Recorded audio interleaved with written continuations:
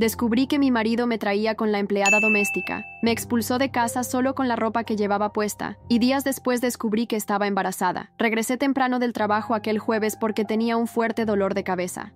Jamás imaginé que al abrir la puerta de nuestra habitación encontraría a Manuel, mi esposo de 5 años, en la cama con Rosario, la empleada doméstica que contraté hace apenas 3 meses. Los gemidos se escuchaban desde la entrada, pero mi mente se negaba a creer lo que mis oídos percibían. Cuando abrí la puerta y los vi desnudos sobre nuestra cama matrimonial, el mundo se detuvo. ¿Qué demonios significa esto?, grité mientras las lágrimas se acumulaban en mis ojos. Manuel saltó de la cama como si lo hubieran electrocutado, mientras Rosario se cubría con las sábanas, las mismas sábanas que yo había comprado para celebrar nuestro aniversario el mes pasado. La discusión que siguió fue brutal. Manuel, lejos de disculparse, me acusó de ser una esposa ausente, de dedicarme demasiado al trabajo y descuidar nuestro matrimonio. Sus palabras me golpeaban más fuerte que cualquier puño. «Tú me orillaste a esto», me dijo con frialdad mientras se vestía. Rosario salió apresuradamente de la habitación, evitando mirarme a los ojos, llevándose su ropa en las manos. Mi cabeza daba vueltas, incapaz de procesar lo que estaba sucediendo. Esa noche dormí en el sofá, sin poder soportar la idea de acostarme en la misma cama donde había visto la traición. No pegué ojo. Repasaba mentalmente cada momento de nuestro matrimonio, preguntándome en qué momento todo se había descarrilado. A la mañana siguiente, me despertó el ruido de Manuel arrastrando mi maleta por el pasillo. «Quiero que te vayas hoy mismo», me dijo mientras metía desordenadamente mi ropa en una maleta. «Esta casa está a mi nombre, y Rosario se mudará aquí mañana». «¿Estás loco?», respondí incrédula. «No puedes echarme así. Llevamos 5 años juntos. Esta es mi casa también». Manuel soltó una risa seca, carente de humor. «El contrato dice otra cosa. Tienes 1 hora para tomar lo que necesites y largarte». Intenté razonar con él, pero fue inútil. Su mirada era la de un desconocido. Llamó a su hermano Javier, quien llegó minutos después. Entre los dos me forzaron a salir, impidiéndome tomar más que una maleta con algunas prendas de ropa. Mis documentos, mis joyas, incluso mis libros favoritos quedaron dentro. «Por favor, al menos déjame llevar mis documentos», supliqué desde la puerta mientras Javier me bloqueaba el paso. «Te los enviaré luego», respondió Manuel secamente, aunque en sus ojos vi que mentía. Me empujaron fuera y cerraron la puerta. Me quedé en la acera, en medio de la mañana, sosteniendo una maleta mal hecha y sintiendo cómo mi vida entera se desmoronaba. Los vecinos observaban discretamente desde sus ventanas, aumentando mi humillación. No tenía a dónde ir. Mis padres vivían en otra ciudad y la mayoría de mis amigas se habían alejado durante mi matrimonio con Manuel, quien siempre encontraba excusas para evitar que saliera con ellas. Con las manos temblorosas, saqué mi celular y llamé a Lucía, una compañera de trabajo con quien había desarrollado una buena amistad en los últimos meses.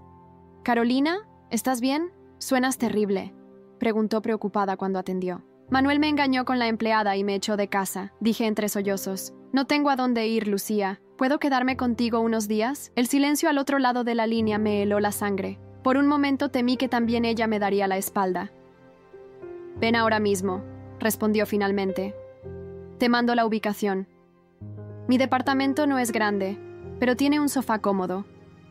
Caminé 15 cuadras arrastrando mi maleta, llamando la atención de los transeúntes que notaban mi rostro hinchado por el llanto. El apartamento de Lucía era pequeño pero acogedor, y ella me recibió con un abrazo fuerte que rompió mis últimas defensas. Me derrumbé en llanto mientras ella preparaba té y me alentaba a contarle todo lo sucedido.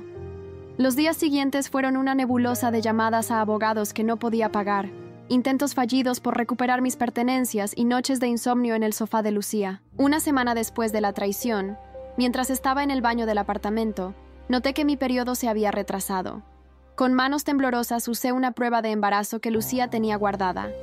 Positivo. Estaba embarazada del hombre que me había traicionado y expulsado de mi hogar. La prueba de embarazo en mis manos confirmaba mis sospechas. Estaba esperando un hijo de Manuel, el mismo hombre que hacía una semana me había echado de casa para instalar a su amante. Me senté en el borde de la bañera, intentando procesar la noticia. Un bebé, mi bebé, pero también suyo. «Carolina, ¿estás bien ahí dentro?» La voz preocupada de Lucía me devolvió a la realidad. Abrí la puerta y le mostré la prueba sin decir palabra. Su expresión pasó de la sorpresa a la preocupación. «¿Qué vas a hacer?», preguntó mientras me abrazaba. Era la pregunta del millón. No tenía trabajo estable, no tenía casa, Apenas tenía ropa. ¿Cómo iba a criar a un niño en estas condiciones? Pero a pesar de todo, sentí una conexión inmediata con esa pequeña vida que crecía dentro de mí. «Voy a tenerlo», respondí con una determinación que me sorprendió. «Y voy a recuperar lo que es mío». Al día siguiente, armada con mi nueva resolución, me presenté en la oficina de Pedro Méndez, un abogado que Lucía me había recomendado. Era un hombre mayor, con experiencia en casos de divorcio y disputa de bienes. «La situación es complicada, señora Carolina», dijo después de escuchar mi historia. «La casa está a nombre de su esposo, pero usted puede reclamar parte de ella como bien ganancial. El embarazo cambia las cosas, pero necesitaremos pruebas médicas oficiales y, eventualmente, una prueba de paternidad». Salí de su oficina con una lista de documentos que necesitaba recuperar de la casa. Decidí enfrentar a Manuel directamente. Me presenté en la casa que hasta hace poco compartíamos, pero quien abrió la puerta fue Rosario, ahora instalada como dueña y señora de mi hogar. «Manuel no está», dijo con una sonrisa de superioridad. «Y no puedes entrar». «Estoy embarazada», solté sin pensarlo. «Y necesito mis documentos». Su rostro palideció. Claramente, esa información no estaba en sus planes. Me cerró la puerta en la cara, pero minutos después recibí una llamada de Manuel. «¿Es cierto?», preguntó sin saludar. «Sí, estoy esperando un hijo tuyo. Necesito mis documentos y algunas cosas personales. Pasaré por el departamento de tu amiguita mañana», dijo con tono frío. «Y hablaremos de esto». La visita de Manuel fue peor de lo que esperaba. Llegó con Javier, como si necesitara protección. Me entregó una caja con algunos de mis documentos, pero faltaban varios importantes, incluidas las escrituras de un pequeño terreno que había heredado de mi abuela. «No quiero ese bebé», declaró mirándome fijamente. «Si decides tenerlo, será tu responsabilidad. No pienso romper con Rosario por esto». Sus palabras me dolieron, pero también encendieron una llama de determinación en mi interior. «Este bebé es tan tuyo como mío», respondí. «Y voy a asegurarme de que cumplas con tus responsabilidades, te guste o no». Se marchó furioso, no sin antes amenazarme con hacer mi vida imposible si intentaba arruinar su felicidad. Lo que Manuel no sabía era que yo ya no era la misma mujer sumisa que había controlado durante 5 años. Este bebé me había dado fuerzas que no sabía que tenía. Las semanas siguientes fueron un torbellino de actividad. Con la ayuda de Lucía, conseguí un nuevo trabajo en una pequeña empresa donde no hicieron preguntas sobre mi embarazo. El sueldo era menor que en mi empleo anterior, pero me permitiría subsistir. Alquilé un pequeño estudio cerca de mi nuevo trabajo, apenas un cuarto con baño y una cocineta, pero era mi espacio, lejos del control de Manuel. Mi primer ultrasonido fue un momento agridulce. Ver a mi bebé, una pequeña mancha palpitante en la pantalla, me llenó de amor y esperanza, pero también sentí la ausencia del padre, quien debería haber estado a mi lado en ese momento. Salí de la clínica con la primera foto de mi hijo y la envié a Manuel, junto con un mensaje. «Tu hijo está sano, tiene 10 semanas». No recibí respuesta. A través de Pedro, mi abogado, iniciamos los trámites para el divorcio y la reclamación de bienes.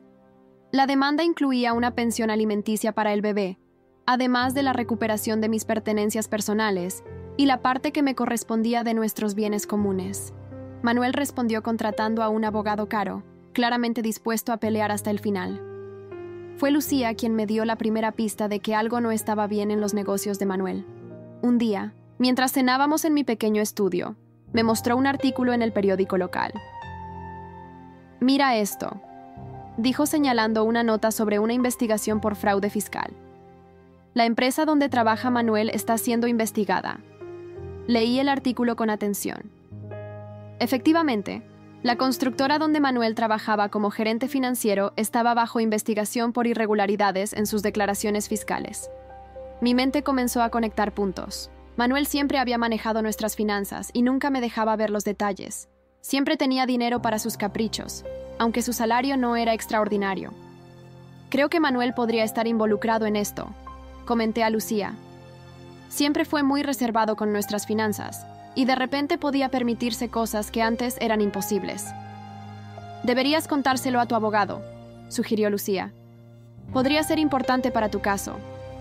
Pedro recibió la información con interés. Me pidió que recordara cualquier detalle sospechoso, cualquier conversación o documento que hubiera visto. Pasé noches enteras revisando copias de estados de cuenta y tratando de recordar nombres o situaciones que pudieran ser relevantes. Mi embarazo avanzaba y mi vientre comenzaba a notarse.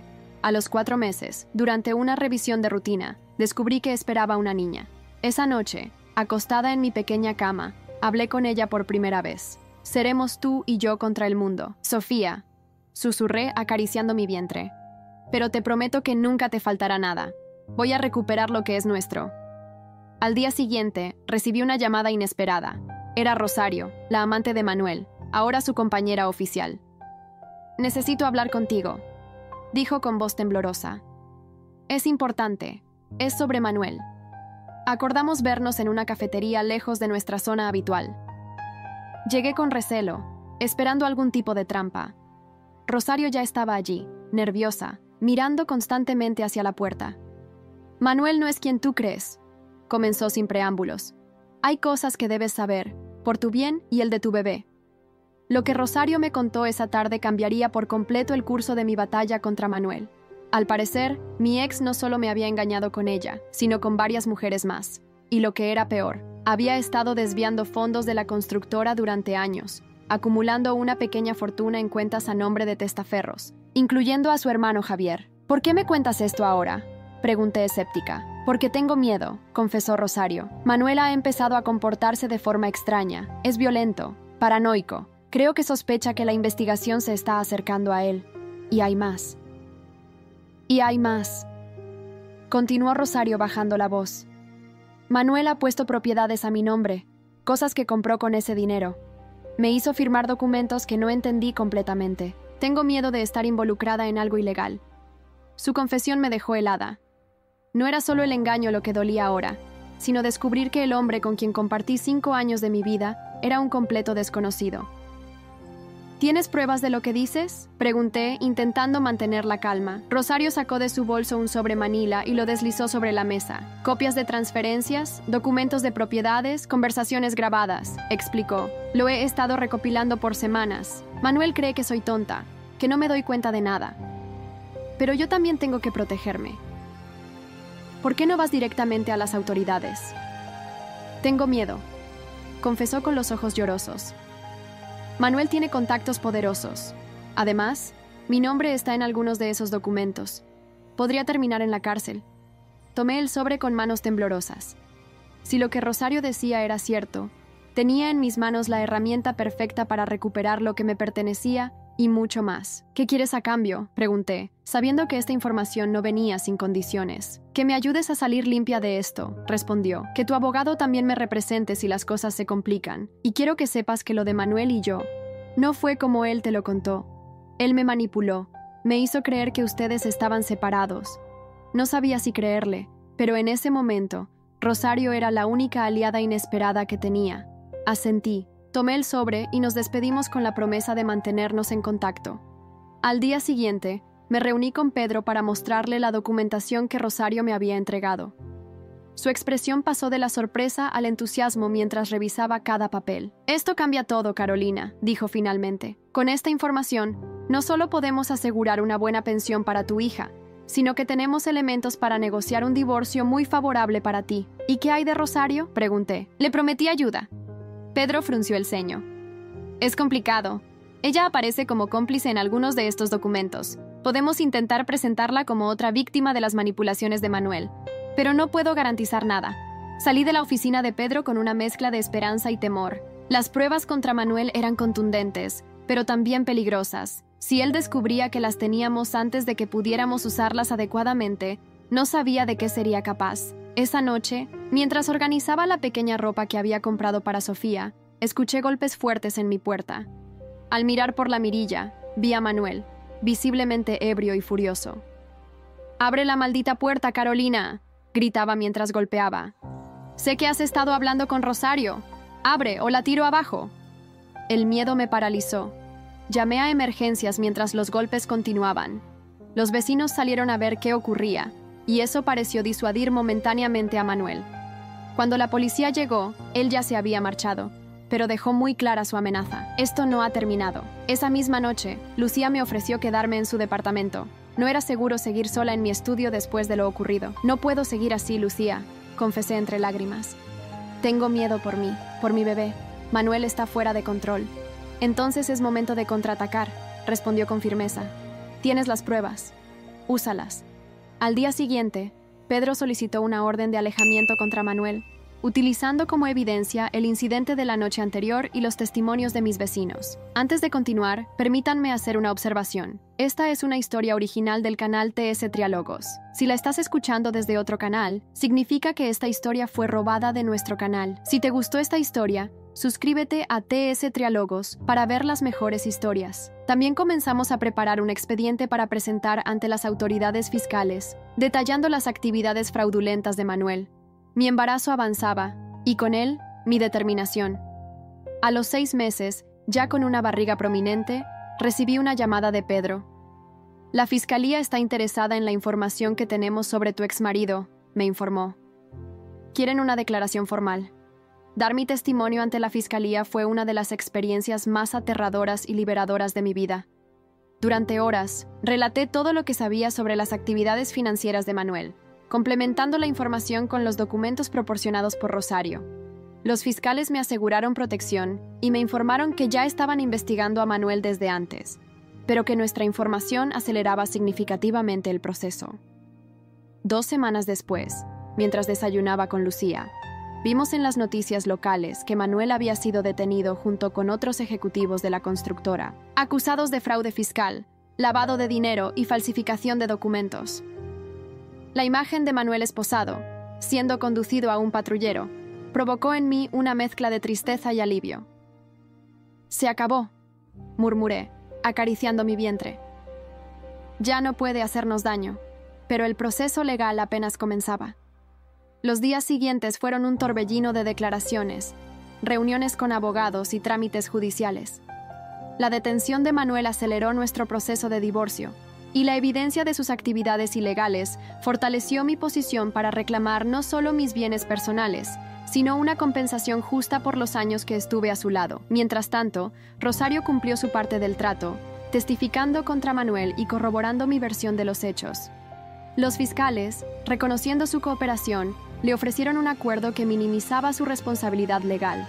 Nunca llegamos a ser amigas, pero desarrollamos un extraño vínculo basado en la experiencia compartida de haber sido manipuladas por el mismo hombre.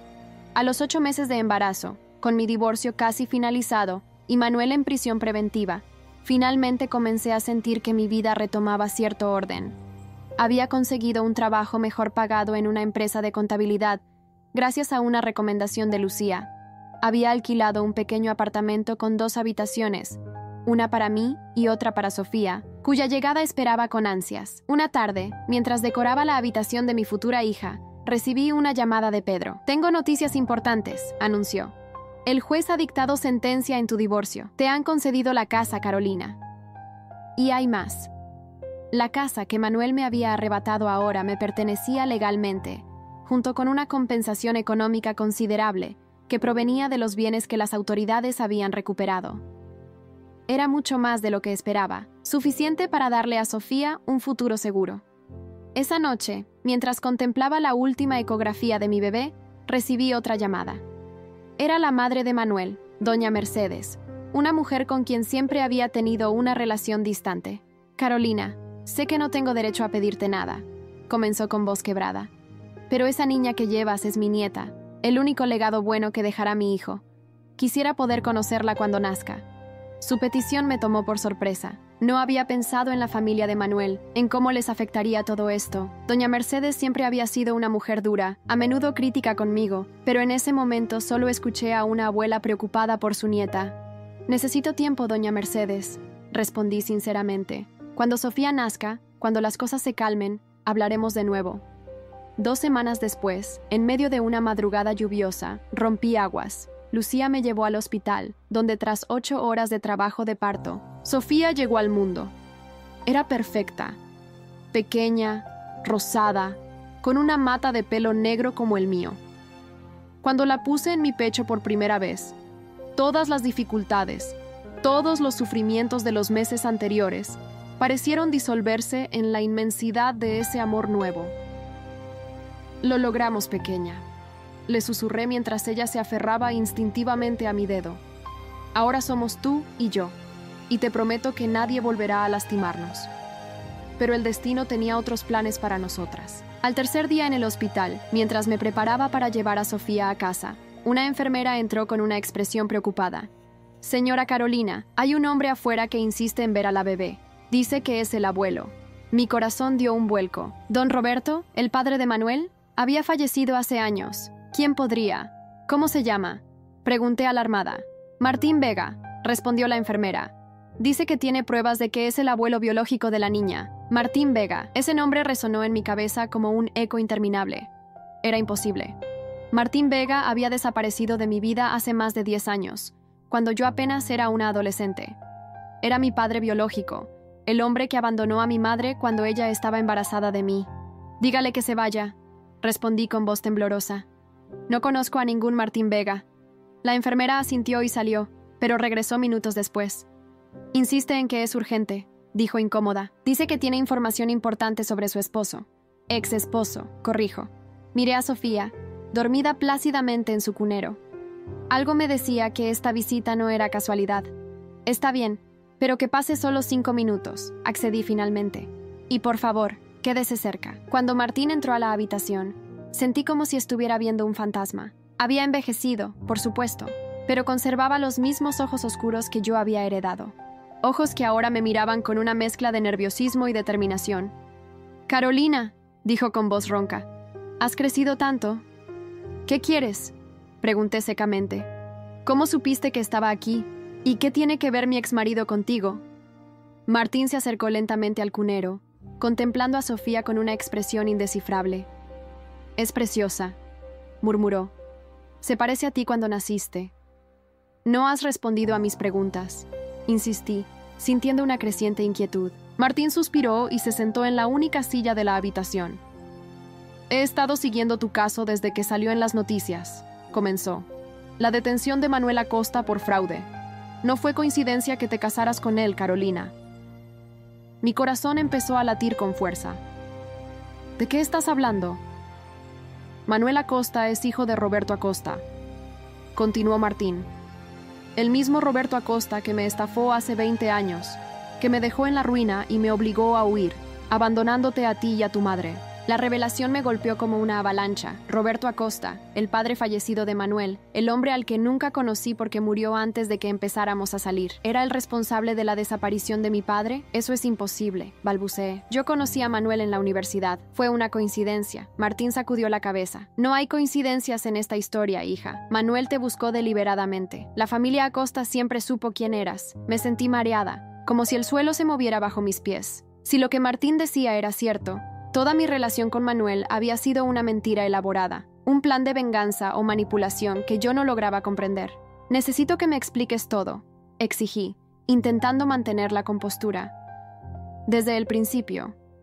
Martín me contó entonces una historia que parecía sacada de una novela. Él y Roberto Acosta habían sido socios hace 2 décadas, construyendo juntos una empresa que prometía ser exitosa, pero Roberto lo traicionó, falsificó documentos para quedarse con su parte del negocio y luego lo denunció falsamente por fraude. Martín, acorralado y sin recursos para defenderse, tuvo que huir del país, dejándonos a mi madre y a mí atrás. «Lo perdí todo, Carolina», concluyó con amargura. «Mi negocio, mi familia, mi dignidad. Roberto Acosta me lo arrebató todo». «¿Y qué tiene que ver Manuel en esto?», pregunté, intentando conectar las piezas. «Estás diciendo que se casó conmigo solo para completar lo que su padre empezó», interrumpió Martín. «Roberto murió creyendo que me había destruido, pero Manuel descubrió que yo tenía una hija, tú, y vio la oportunidad perfecta para asegurarse de que los Vega nunca se recuperaran». La habitación pareció encogerse a mi alrededor. Recordé los primeros días con Manuel, lo insistente que fue para salir conmigo, cómo aceleró nuestra relación hasta el matrimonio. Siempre pensé que era amor, pasión, pero ahora todo adquiría un tinte siniestro. «¿Cómo puedo creerte?», cuestioné. «Desapareciste durante 20 años y ahora apareces con esta historia increíble». Martín sacó de su bolsillo un sobre arrugado y me lo entregó. Dentro había fotos viejas, recortes de periódicos amarillentos y documentos que respaldaban su versión. Entre ellos, una foto de Manuel, mucho más joven, junto a su padre, en lo que parecía ser la inauguración de la empresa que supuestamente le habían robado a Martín. «He estado investigando durante años», explicó. «Cuando supe que te habías casado con el hijo de Roberto, intenté contactarte, advertirte, pero Manuel se aseguró de mantenerte aislada. Las piezas comenzaban a encajar. ¿Por qué Manuel nunca quería que viera los documentos financieros? ¿Por qué insistía en alejarme de mis amistades? ¿Por qué se esforzó tanto en hacerme dependiente de él? Dios mío, murmuré, sintiendo náuseas. Todo fue una mentira. No todo, respondió Martín señalando a Sofía. Ella es real.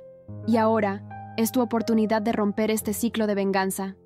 Antes de que pudiera responder, la puerta se abrió bruscamente. Era Javier, el hermano de Manuel, acompañado por 2 hombres corpulentos que no reconocí. Veo que la reunión familiar ya comenzó, dijo con una sonrisa malévola.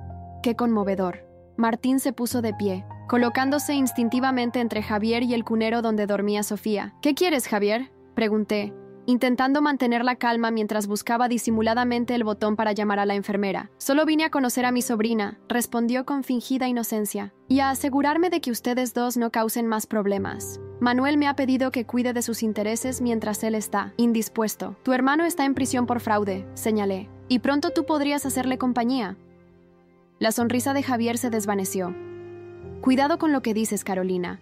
La situación podría complicarse rápidamente para ti y para tu bebé. Martín dio un paso hacia Javier. Déjala en paz. Ya han hecho suficiente daño. Javier soltó una carcajada despectiva. Miren quién habla. El cobarde que abandonó a su familia. No estás en posición de dar lecciones morales, Vega. La tensión en la habitación era palpable. Sofía comenzó a llorar, despertada por las voces elevadas.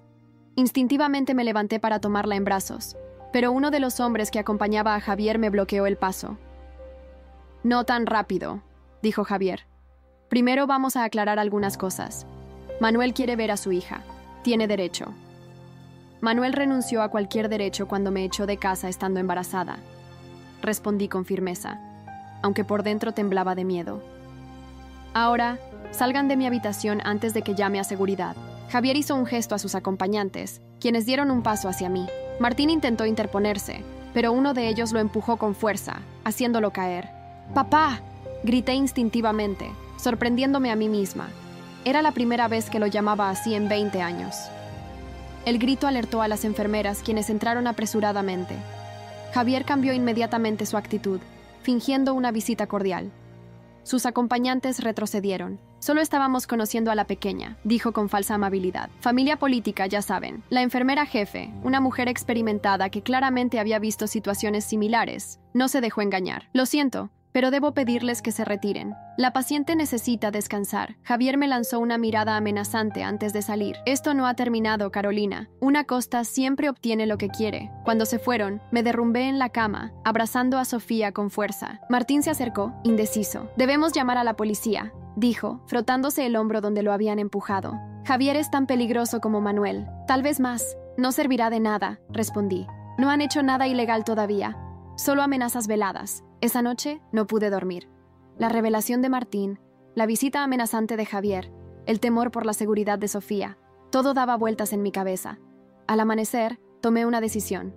Llamé a Pedro. Necesito acelerar los trámites de la custodia exclusiva, le dije sin preámbulos. Manuel no debe tener ningún acceso a Sofía. ¿Ha ocurrido algo?, preguntó, notando la urgencia en mi voz. Le conté todo, la aparición de mi padre, la historia de venganza entre familias, la visita intimidante de Javier. Esto es más grave de lo que pensábamos, reconoció Pedro. Presentaré los papeles hoy mismo. Y Carolina, considera solicitar protección policial. Cuando colgué, Martín, quien había pasado la noche en una silla junto a mi cama, me miró con expresión determinada. Hay otra solución, dijo, una que te permitiría empezar de nuevo, lejos de los Acosta. ¿Qué propones? Tengo contactos en Argentina. Podría ayudarte a establecerte allí, con una nueva identidad para ti y para Sofía. Los Acosta nunca los encontrarían. La propuesta era tentadora. Escapar, empezar de cero, sin miedo, sin amenazas. Pero algo dentro de mí se rebeló. No, respondí con firmeza. No voy a huir como tú lo hiciste.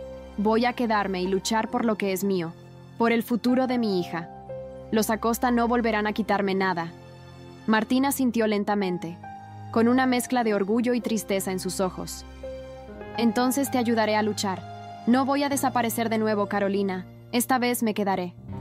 El día del alta médico, salí del hospital con Sofía en brazos y una nueva determinación en el corazón. Ya no era solo mi batalla contra Manuel por un divorcio justo. Ahora era una guerra contra toda una familia que había decidido destruir la mía por pura venganza. La primera semana con Sofía en casa fue un torbellino de emociones y ajustes. Entre los cuidados de una recién nacida y la constante preocupación por nuestra seguridad, apenas dormía. Martín se instaló en el sofá de mi pequeño apartamento, insistiendo en quedarse para protegernos. Parte de mí seguía desconfiando de él. 20 años de ausencia no se perdonan fácilmente. Pero su presencia resultó ser un consuelo inesperado. Una tarde, mientras Sofía dormía, Martín finalmente completó la historia que había comenzado en el hospital. Después de que Roberto me arruinara, intenté contactar a tu madre varias veces, confesó. Pero ella ya había rehecho su vida y temí que mi presencia solo les traería problemas. Cuando supe de tu matrimonio con Manuel, intenté advertirte, pero él se aseguró de que no pudiera acercarme. ¿Cómo?, pregunté.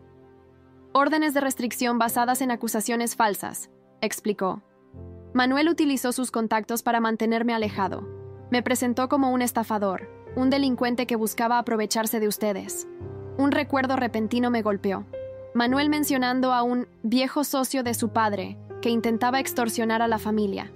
En aquel momento no le di importancia, pero ahora cobraba un nuevo significado. Nuestro plan de acción fue tomando forma durante los días siguientes. Pedro consiguió acelerar la custodia exclusiva y presentó una demanda contra Javier por intimidación. Mientras tanto, con la ayuda de Lucía, comencé a recopilar más pruebas sobre las actividades ilegales de los hermanos Acosta. La audiencia preliminar por la custodia estaba programada para 2 semanas después del nacimiento de Sofía. Estaba nerviosa pero preparada. Lo que no esperaba era la estrategia de Manuel.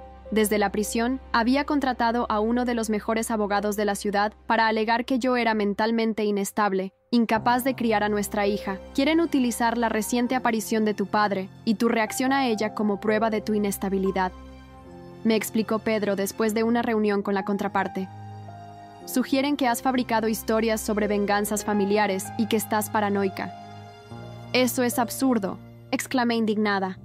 Tenemos pruebas documentales de todo. Lo sé, respondió Pedro, pero están intentando ganar tiempo. Manuel sabe que si logra desestabilizarte, cometerás errores. El día de la audiencia llegó envuelto en tensión. Dejé a Sofía al cuidado de Lucía, pues no quería exponerla a ese ambiente hostil.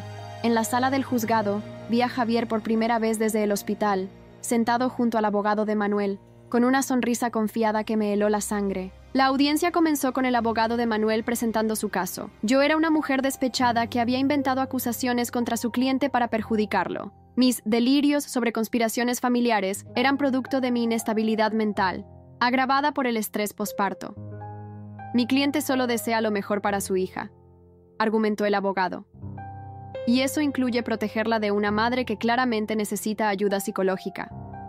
Cuando fue nuestro turno, Pedro presentó sistemáticamente las pruebas que desmentían cada acusación. Documentos que confirmaban la antigua sociedad entre Martín y Roberto, testigos que corroboraban las amenazas de Javier y el informe médico que certificaba mi perfecto estado mental. Su señoría, concluyó Pedro. La señora Vega no solo es perfectamente capaz de criar a su hija, sino que es precisamente separándola de la influencia de los Acosta, como garantizará el bienestar de la menor. El juez, tras escuchar ambas partes, dictaminó mantener temporalmente la custodia conmigo mientras se investigaban a fondo las acusaciones de ambos lados. Fue una victoria parcial, pero insuficiente. Salí del juzgado con la sensación de que la batalla apenas comenzaba. Esa noche, mientras alimentaba a Sofía, escuché un ruido extraño en la ventana del dormitorio. Martín, que vigilaba en la sala, también lo oyó y entró rápidamente. «Quédate aquí», susurró, tomando un cuchillo de cocina. Los segundos que siguieron fueron eternos. El sonido de vidrio rompiéndose en la sala me hizo estremecer. Abracé a Sofía con fuerza mientras escuchaba un forcejeo, gritos y luego un golpe sordo. Con el corazón en la garganta, llamé a emergencias y me encerré en el baño con mi hija. Cuando la policía llegó, encontraron a Martín herido en el suelo y a un hombre inconsciente a su lado. Era uno de los matones que acompañaban a Javier en el hospital. «Venía por la niña», logró decir Martín mientras los paramédicos lo atendían. Lo escuché hablar por teléfono antes de atacarme. El intento de secuestro cambió todo. La policía tomó en serio nuestras denuncias anteriores y estableció vigilancia en mi apartamento. Javier fue citado a declarar, aunque negó cualquier vinculación con el incidente.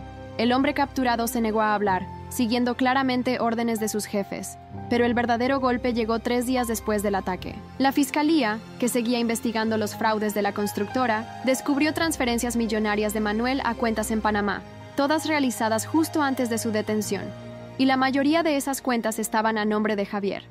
«Esto es mejor de lo que esperábamos», me dijo Pedro por teléfono.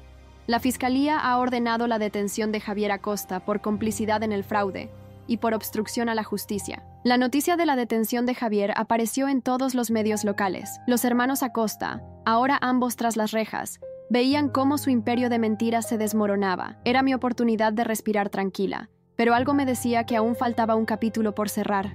No me equivocaba. Una semana después, recibí una llamada inesperada de la prisión. Era Manuel, solicitando una visita. Mi primer instinto fue rechazarla, pero Pedro me aconsejó aceptar. «Puede ser una trampa», advirtió, «pero también una oportunidad para obtener más información. Ve con cuidado y no firmes ni aceptes nada». La visita a la prisión fue una de las experiencias más surrealistas de mi vida. Manuel, despojado de sus trajes caros y su arrogancia habitual, parecía un hombre distinto, más viejo, más pequeño, derrotado.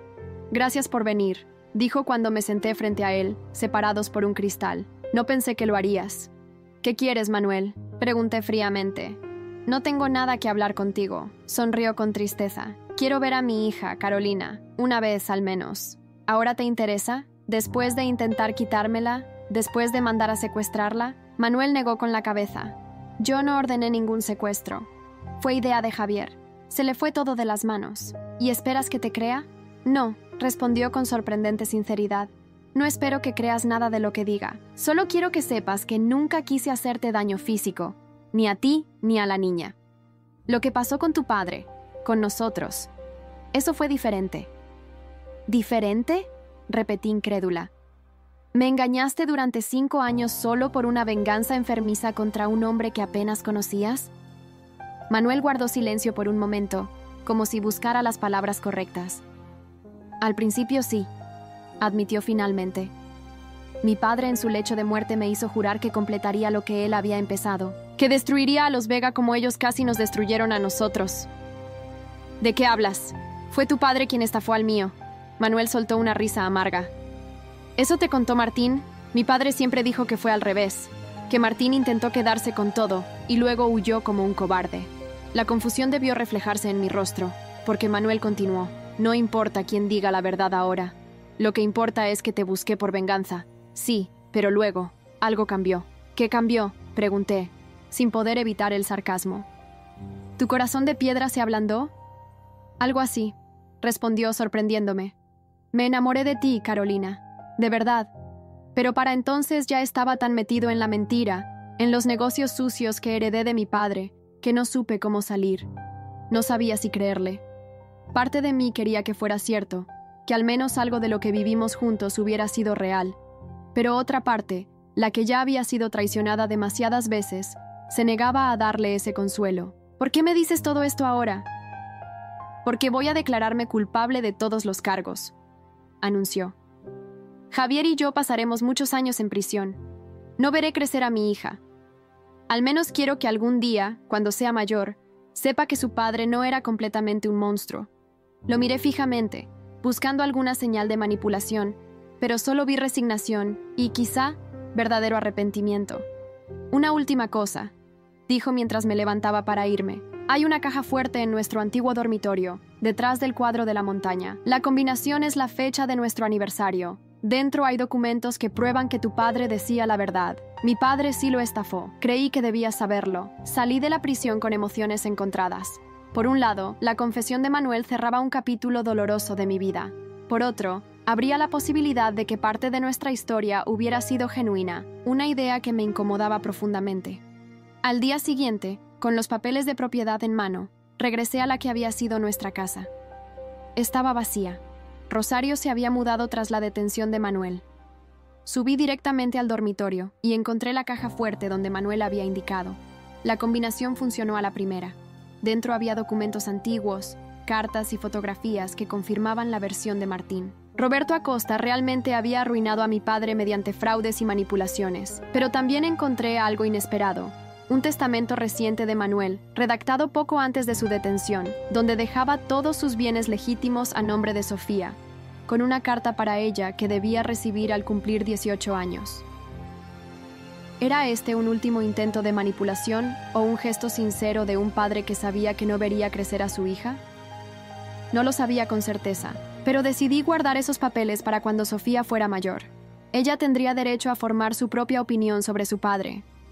Esa noche, sentada en el pórtico de la casa que ahora era legalmente mía, con Sofía dormida en mis brazos y Martín y Lucía acompañándome, contemplé las estrellas y por primera vez en meses sentí paz.